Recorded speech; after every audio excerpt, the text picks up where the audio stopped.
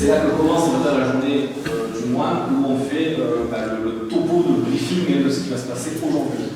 Donc avec la veille qui est passée au centre, qui part, on a quelques petits chants, une lecture de la règle, et puis après on parle des affaires courantes, qui doit faire quoi, qu'est-ce qui se passe, voilà, plus ou moins. Donc c'est vraiment, avec le code, une des pièces les plus importantes, parce que c'est ici que toutes les décisions sont prises. C'est ici que on donne la voix au chapitre, vous connaissez l'expression, c'est le seul endroit où le moine peut s'exprimer et dire clairement j'ai rencontré des difficultés, j'ai péché, j'ai fait. Voilà, on peut aussi bien parler à l'ensemble de la communauté comme avoir un entretien avec l'abbé seul dans le chapitre.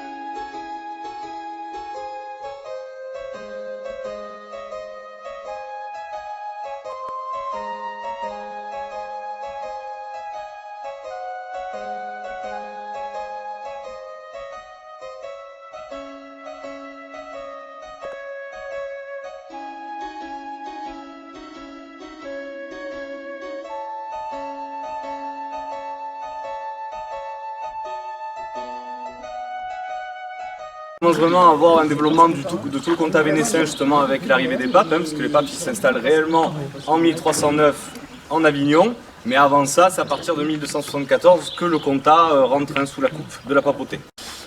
Ensuite, vraiment l'apogée du village, de son histoire, c'est le XVIe siècle.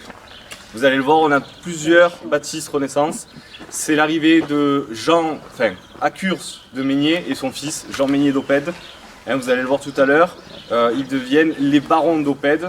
Et là, c'est un petit peu un cadeau empoisonné de la part d'Alexandre VI Borgia. Il leur fait un mauvais coup.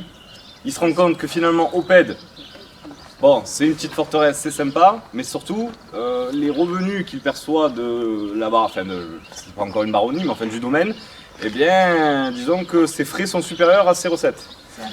Voilà, c'est un Borgia. Donc qu'est-ce qu'il fait? Il va faire un petit cadeau à un ami proche, les Meignier, qui sont une famille qui ont toujours été très proches de la papauté.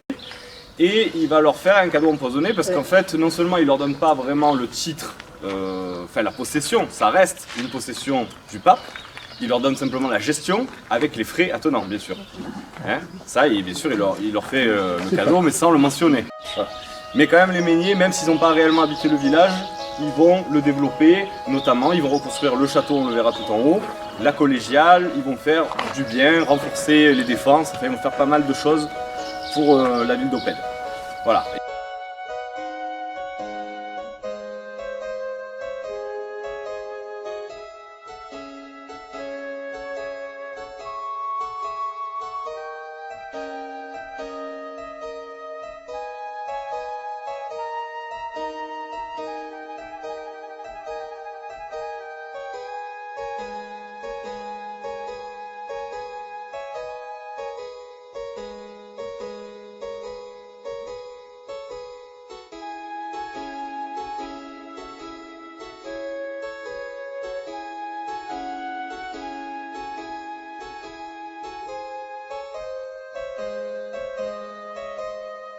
Qui les faisait cuire des pois chiches. Ouais, d'accord.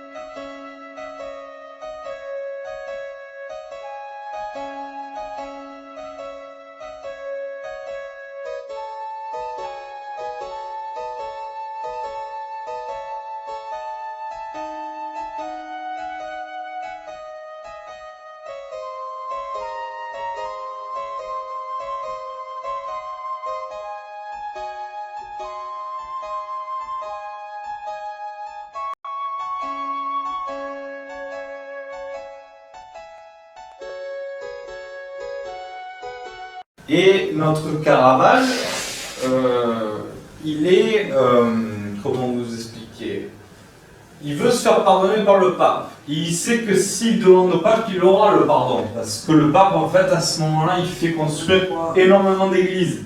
Et lui, il a besoin de bons peintres. Et il aime beaucoup Caravage. Il a besoin de peintres pour réaliser des toiles pour ces nombreuses chapelles, ces nombreuses églises. Une fois terminé les 5 toiles, hop, il monte à bord du bateau, direction Rome. On va lui donner en main propre. Sauf que voilà, pendant le travail, il meurt à Porto Ercole, je vous l'ai dit tout à l'heure, hein, et non pas sur une plage, mais dans l'hôtel. L'ensemble de ses effets personnels, donc l'épée, tout ça paperasse, toutes les toiles qu'il a réalisées, tout ça, ça part avec Louis Finson qui était en train d'accompagner. Hein. Et Louis Finson, il amène tout ça chez deux amis qui sont de grands collectionneurs romains, c'est les Pasqualini. Ils vont chez nos familles, chez ces deux familles de collectionneurs, et ils se dispatchent un petit peu le butin. Sauf que voilà, le pape, il n'est pas content. Parce que lui, il était au courant que les 5 toiles allaient arriver. Donc ce qu'il fait, c'est qu'il va menacer Pasqualini. Mais Pasqualini, il a un tour dans sa manche, il connaît quelqu'un d'influent, un bon ami du pape, c'est Peresque. Ce Peresque, eh bien, il va, je ne sais pas trop comment, récupérer le tout pour lui, hein, pour pas fâcher ni le pape ni Pasqualini, il récupère tout, il donne certaines petites choses à des amis aussi aixois, hein, qui font des collections, et puis lui il garde les deux Caravages que nous voyons ici. Il les aime tellement qu'il se fait enterrer dans l'église de la Madeleine à Aix-en-Provence en 1637, il se fait enterrer avec les deux toiles. Ah oui.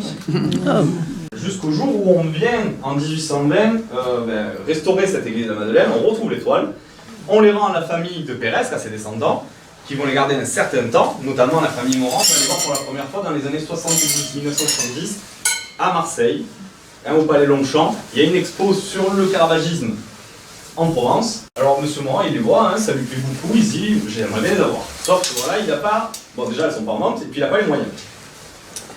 Quelques années plus tard, donc une dizaine d'années plus tard, dans les années 80, elles sont mises en vente aux enchères. Sauf qu'il n'a toujours pas les moyens.